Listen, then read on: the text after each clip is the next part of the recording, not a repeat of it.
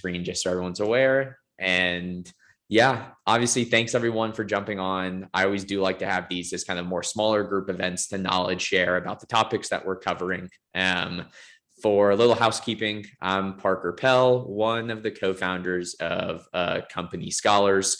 We are an early career retention platform, helping early career recruiting teams deliver personalized candidate experiences at scale to ensure that they're doing their part in combating what we call the great reneging, the great resignation. On the call as well, I have Tyler Terranova with me on my team. He'll be helping me monitor the chat. So as I walk through a few slides at the beginning, or if any questions pop up in the meantime, please feel free to drop them in the chat and Tyler will cut me off so I can get off my soapbox and make sure that we're doing our part in making this as valuable for you all as possible on the call. With that, I'm going to share my screen and dive into our webinar for this month, which our topic was scaling your mentorship program. This was actually a requested topic from a few different early career recruiting leaders and recruiters in the space after our last webinar, as they started to conceptualize and think about what could they do to not only scale their mentorship program, but implement best practices to collect better data behind how their mentorship program was relating to their ultimate retention formula and retention strategy, which is what we're going to cover today. We're going to bring in some industry data and insights, some best practices from our some of our partners that we work with at Scholars as well for what we see work, and do our part at the end to open it up to you all for questions so that we can try to be as valuable for you as possible for joining the webinar today. Obviously, thanks again for everyone that jumped on. So with that, let's dive into scaling your mentorship program. I want to kick it off with a survey we actually did internally with about 9,000 students in the US currently enrolled in undergraduate studies. And we asked them how a mentor could basically impact their decision on honoring an offer that they have accepted. We found that 61% of Gen Zers, this student generation, said that being paired with a mentor before their first day made a positive impact on honoring their accepted offer. We all know that it's tough to build relationships and community in a virtual environment. Students who are recruiting now have been and basically only know virtual a virtual career. But they still do value that personal connection and the ability to form a relationship with a prospective employee or individual that they're going to be working with, which I think is really reflected in this specific data point here. And it's interesting as we think most mentorships, obviously, apply and start post start date. But what this is telling us is that mentor relationship is desired before their start date, after they've accepted that offer, and is an interesting take on how we think about ultimately crafting and really kind of laying out what our mentorship program strategy is going to be. 87% of mentees said that they felt empowered and more confident after meeting with their mentor. We actually did a LinkedIn Live yesterday where we talked about 4 words to think about when you strategize your general candidate experience at every stage of their candidate journey with your company: transparency, consistency, empowerment, and confidence. And what this is telling us is mentors are having a positive correlation and a positive impact on sentiment that candidates are feeling themselves, making them feel as if they're able to own their career and they're able to be more confident and have expectations for what they can expect in their upcoming internship or full-time role that they have accepted with your all's company. That was from a source moving ahead. Third, sorry, we just had someone else jump in here.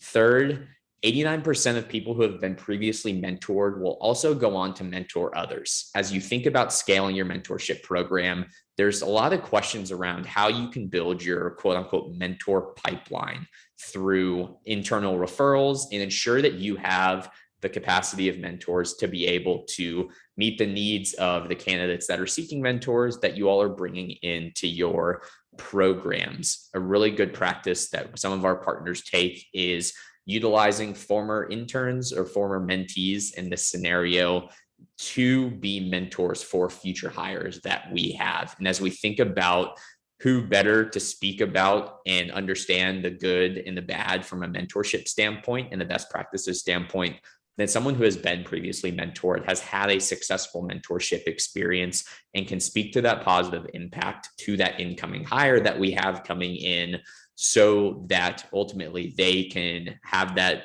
cyclical effect of ultimately wanting to be a mentor themselves after they complete that mentorship program. Back to Gen Z, 73% of Gen Z like to be taught in one-on-one settings. We're in a virtual recruiting environment. We're in a virtual environment. Most all of our events are group events like the one that we're on today. But Gen Z wants to be taught in a one-on-one scenario, emphasizing the necessity for every Gen Z candidate, early career candidate you're bringing into your company to have an opportunity to be designated to a mentor. The word opportunity there is extremely key. And we're going to get into what I mean by providing them with the opportunity and not just forcing them to have a mentor.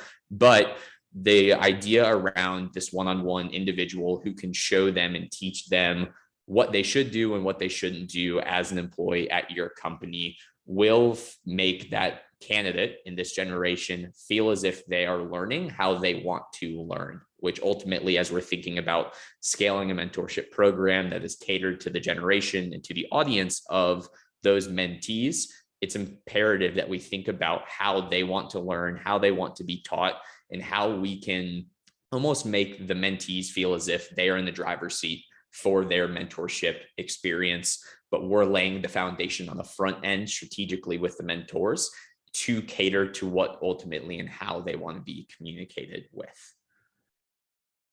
Two more, and then we'll get into some best practices here. 83% of Gen Z want to learn skills to perform better in their upcoming or current position. Again, speaking to why mentors pre-start date are extremely important and a great best practice as you think about them recommending skills that maybe they came into that specific role with before they joined your company, maybe skills that they wish that they had, or courses or certifications that they wish that they had done before their experience, and they're able to speak about it from that firsthand scenario. Ultimately, what this is going to do is provide your mentor, I think, with a great agenda and a guidance for one of their mentor-mentee conversations that they could have about what skills are they looking to learn, what are they looking to get out of their upcoming internship or full-time position with your company, and be able to bring in their personal experience to that conversation as well. Again, what this is doing is going towards scaling a lot of our front end work for setting up our mentorship program to make those mentor-mentee relationships as effective as possible and translating to a greater retention model as well. And then lastly, which is super, super interesting, I found this one yesterday. It was actually a study done by the University of Pennsylvania, the Wharton Business School, that showed across the board retention rates higher for individuals that were involved in a mentorship program at a company versus people who weren't involved in a mentorship program. Now, this isn't specific to early career. This data was more generalized across all employee levels, but I think speaks to obviously not only the value of a mentorship program, but the necessity for that program to be built to scale up and down across a candidate's entire life cycle and journey with your company, and thinking through what we can do to have a continuous loop of mentees becoming mentors, mentors referring other mentors within their departments, so that as we look towards how is mentorship ultimately a data point in the larger retention formula that we're conducting and tracking internally, that we can start to see that data speak for ourselves and for our own company. And I think this is something super interesting. If you don't have data around people who have been in a mentorship program at your company right now, in their tenure with your company to date, I think that's something that you should go, and that should be something on your to-do list, honestly, because understanding this data from a general sense from this study kind of just brings the more macro level idea behind the value of mentorship as it relates to retention, but bringing it to your company will be extremely impactful as you think about how you can scale and set up a mentorship program as early on for early career candidates before they start through their candidate journey with you all, to maximize that retention, and start to understand the data behind the effectiveness of your mentorship program and where you might be lacking as it relates to engagement in your mentorship program as well. So I know that was a lot of data. I always like to bring data into these conversations to set the foundation and framework for, as we talk about scaling your mentorship program, what should we be thinking about in the setup and structure, or if we have a mentorship program currently underway, what can we do to reevaluate our current practices for our mentorship program that we're running to try to understand and incorporate some of these more higher level themes into what we're doing on a day-to-day basis, bring better data into your mentorship program, and ultimately help scale your mentorship program through better data.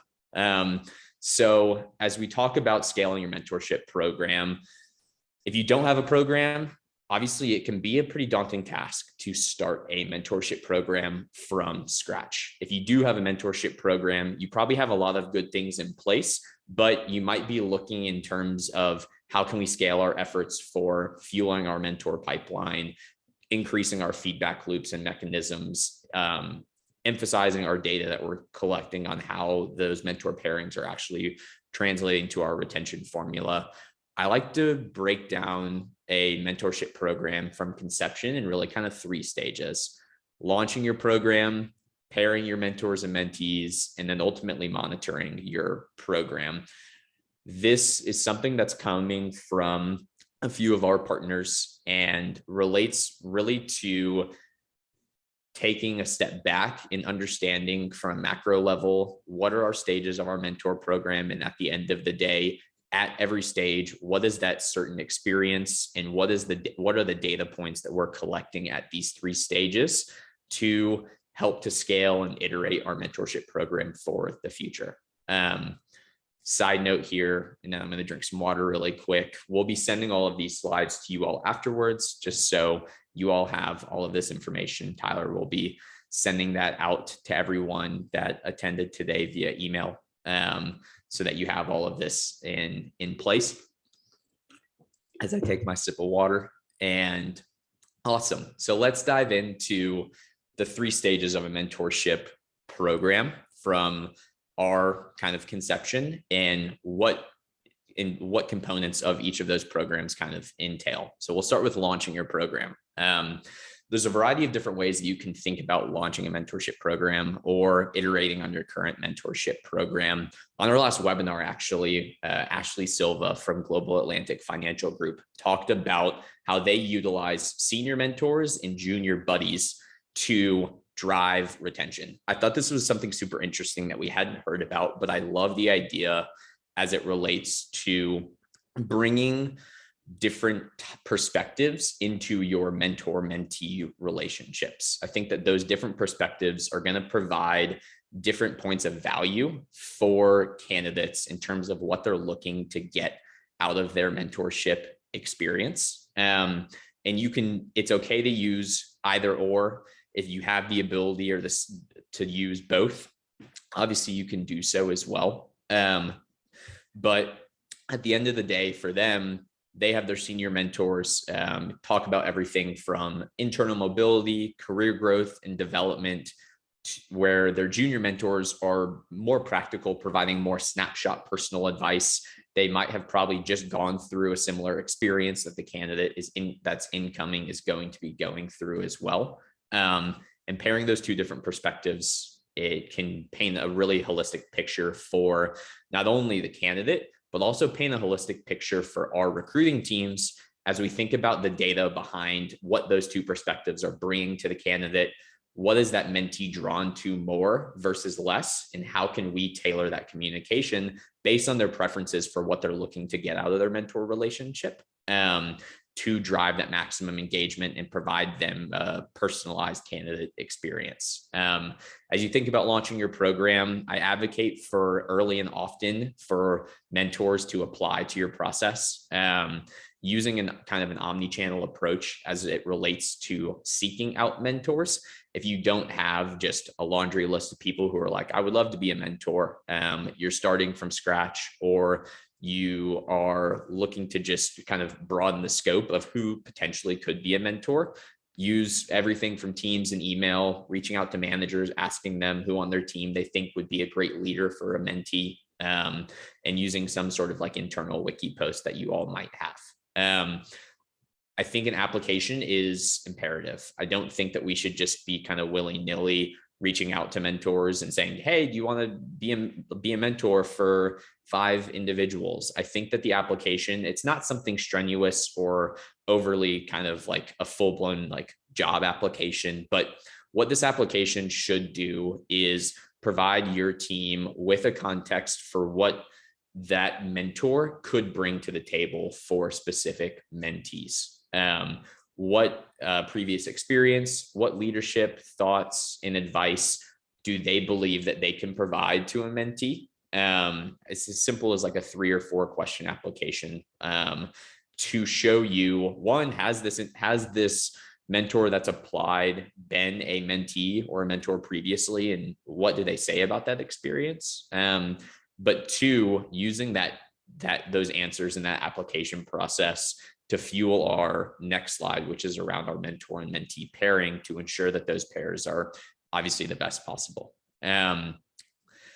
Setting expectations for mentors and mentees is extremely important, and can avoid a lot of headache as it relates to feedback or a lot of questions that can come from mentors or mentees if we just throw them into a fire during a pairing. Mentors should know things that they can talk about, questions that they shouldn't talk about, and if a question comes up that they can't talk about, who they should direct that question towards, or what they should tell their mentee so that that mentee can get that question answered. You never want a mentor to feel like they're in an awkward position with a mentee for any specific reason, and ensuring that we're setting the expectations for the mentor of how many meetings we're looking for them to have, what this specific mentee is looking to get out of the relationship, can go a long way to scale your mentorship program by minimizing back and forth between you and the mentor and or the mentee about questions that we just haven't covered for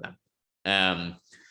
Educating mentors on the role of your mentorship program as it relates to your retention strategy. This is something that I think is commonly missed, but I think is a goal that the mentor ultimately should have in the back of their mind while they are conducting and understanding the importance of their relationship with their mentee. It's not like the mentor has to track any sort of data themselves, but just so that they're aware, hey, look, this mentorship program, we understand mentorship is a key component in our candidate experience and our retention strategy.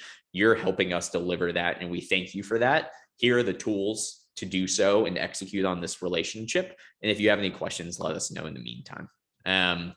So that's launching your program from a variety of different angles, everything from the application process, the types of mentors that you could be utilizing, to why expectation setting is extremely important.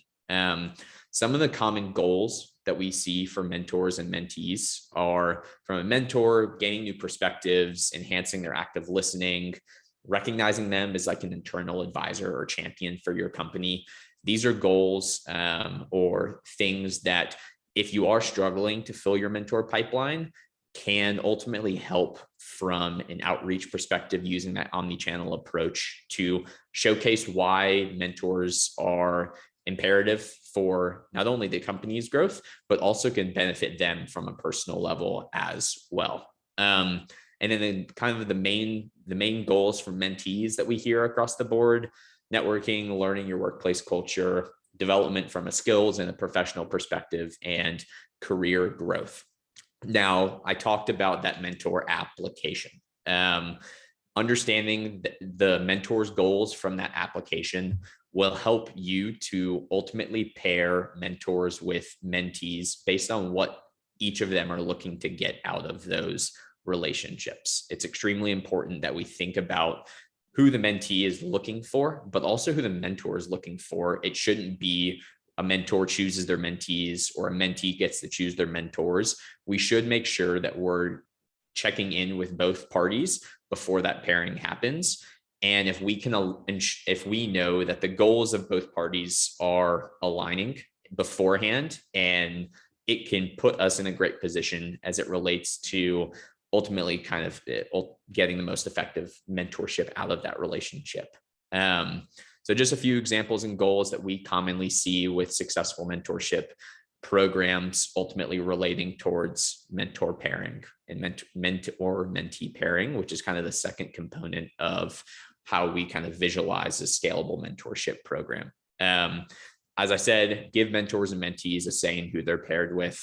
You can utilize pre-pairing surveys, determine what they're looking for. I say, and I recommend basing it on those goals that each party has, as well as how often they're wanting to communicate with one another. This will mitigate a lot of headache as it relates to trying to go back if a pairing isn't working or isn't successful, because on the front end, this mentor was looking to get career growth and professional development out of this relationship. We paired them with a senior mentor who specifically wants to talk about and feels confident in talking about how they can grow their professional development and grow in their career at your specific company. Conceptually, those two individuals should be paired together.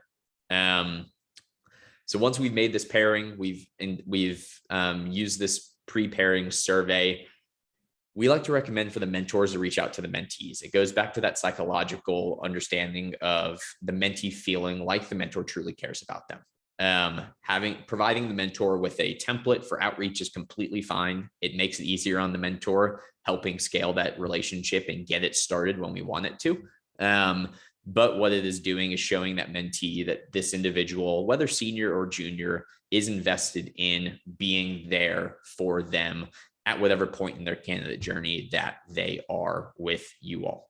And we've made this pairing, collecting feedback after the first 3 meetings. It's really, truly, we need to know if it's working in layman's terms. How we know if it's working, have these individuals met with each other?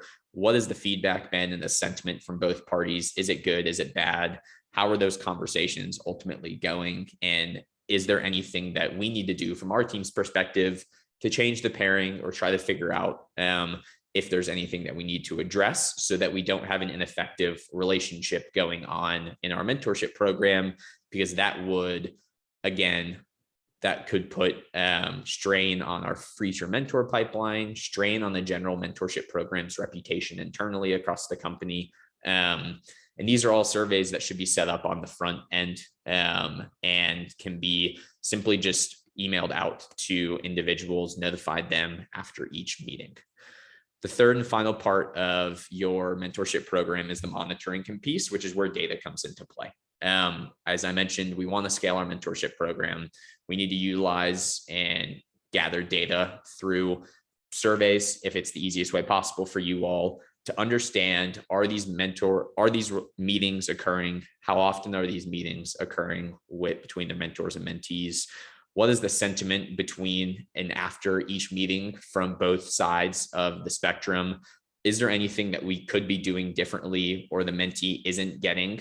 And are the goals that the mentee had for the relationship being addressed? Those goals are ultimately, at the end of the day, how we are going to provide an experience that's memorable to the mentee. And those goals are really what we need to ensure the mentor is working towards achieving and addressing so that the mentee feels as if they are in your program to get something out of it and they have achieved what they're looking to get out of it as well. As you're monitoring your program, I always like to recommend put together simple agendas for like what the first 4 meetings could look like, 3 or 4 meetings could look like. Provide them with thought starter questions, icebreakers. This mentee is coming in. They may have never had any sort of professional career experience prior. And it would go a long way towards getting that relationship started on a good note. Just some questions there about how to use surveys to collect feedback during your mentorship program after each meeting, so that you can start to collect and compile kind of how is it working and how is it not working. Most teams recommend one meeting per month.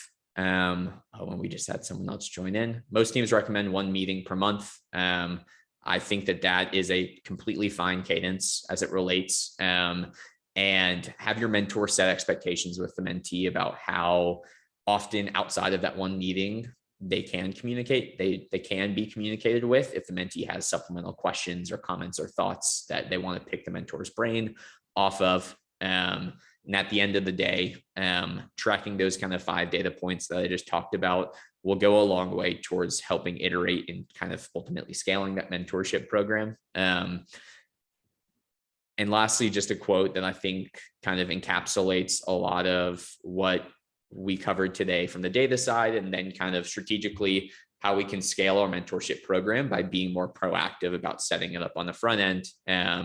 Was from Liani, talking about how she was connected with a junior mentor, and with that junior mentor brought basically her real life experience to Liani, and gave her the confidence and empowerment that she could do the same. So with that, I will stop talking and open it up to everyone for questions. For people that joined late, I apologize, but we will be sending this recording out afterwards from everyone. My teammate Tyler will be sharing it with everyone afterwards. And I would open it up for anyone to answer questions, comments. If you are running a successful mentorship program, anything that we didn't cover that you think are beneficial for teams to know about, I'm open for anything. So yeah.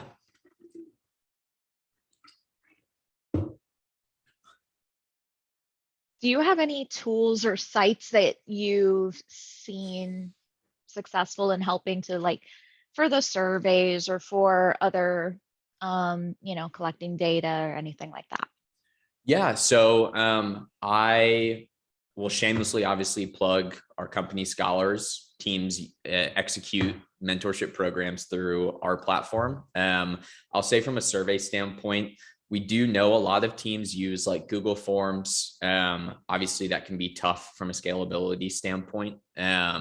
So they've also, they've used like MailChimp or like SurveyMonkey as well, if they want to use SurveyMonkey from like just like a specific survey tool from that standpoint. And I'll say the data is outside of surveys from an execution standpoint can be typically the most challenging part as it relates to scaling a program.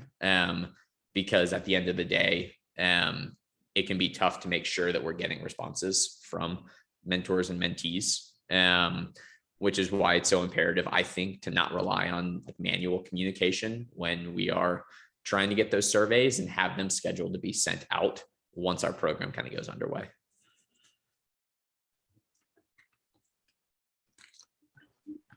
When you are piecing together a survey or something to make those mentor-mentee pairings, Yep. Obviously you mentioned professional goals, communication, expectations, those sorts of things as being helpful for helping to make that pairing.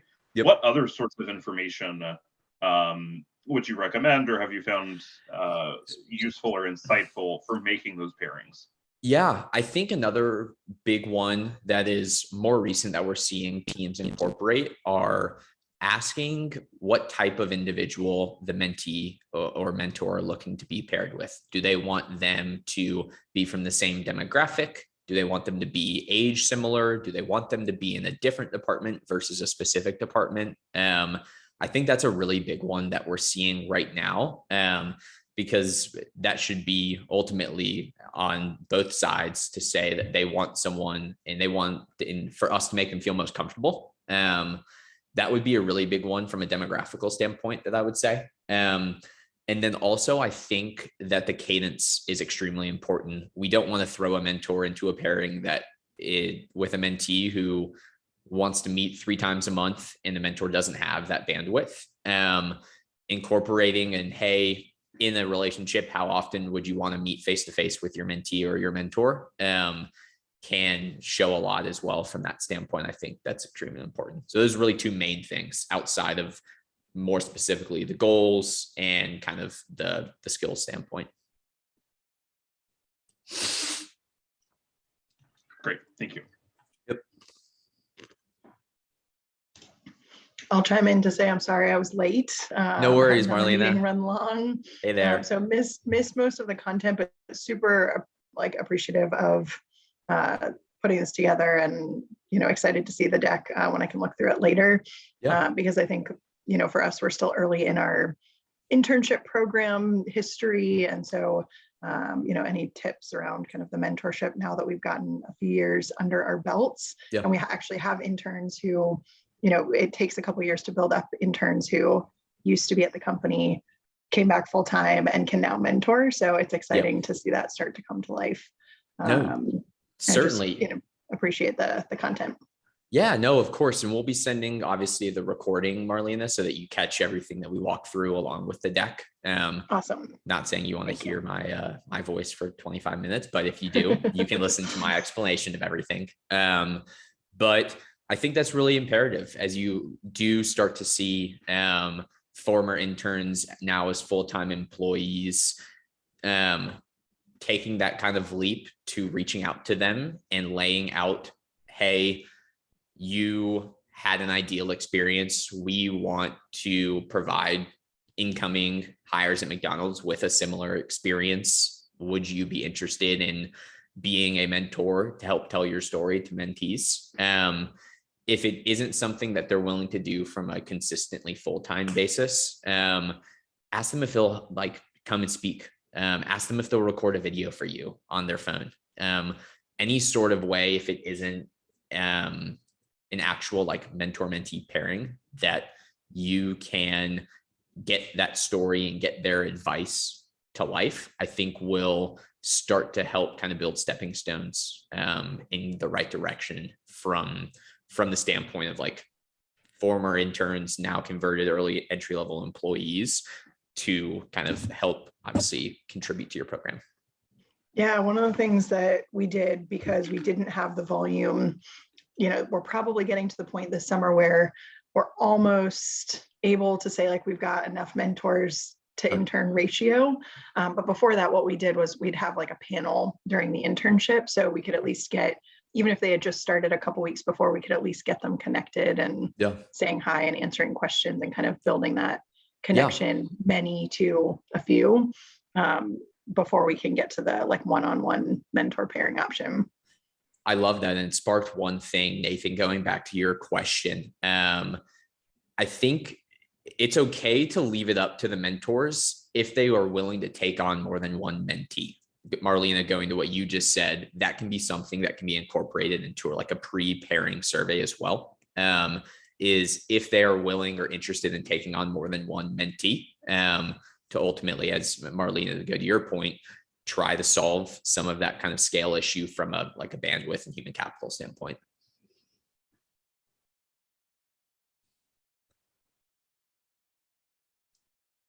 Awesome. Any other questions?